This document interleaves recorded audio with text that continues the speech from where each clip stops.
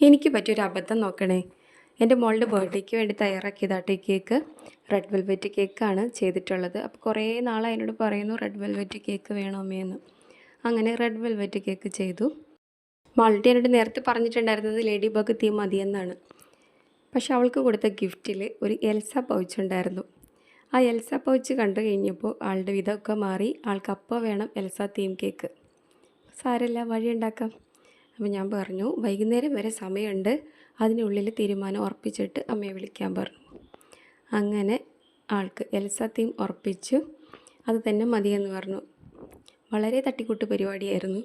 ഞാൻ പോയി laser print എടുത്തു, കട്ട് ചെയ്ത് ഒട്ടിച്ചു. ആളും ഹാപ്പി, ഞാനും ഹാപ്പി.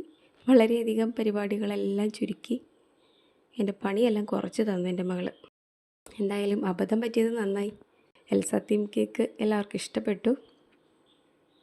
അപ്പോൾ നിങ്ങൾക്ക് ഇഷ്ടമായിട്ടുണ്ടെങ്കിൽ ഒന്ന് ലൈക്ക് ചെയ്തേക്കാം കേട്ടോ. ആദ്യമായിട്ട് കാണുന്നവരാണെങ്കിൽ പ്ലീസ് ഒന്ന് സബ്സ്ക്രൈബ് ചെയ്ത് സപ്പോർട്ട് ചെയ്യുക. Thank you for watching.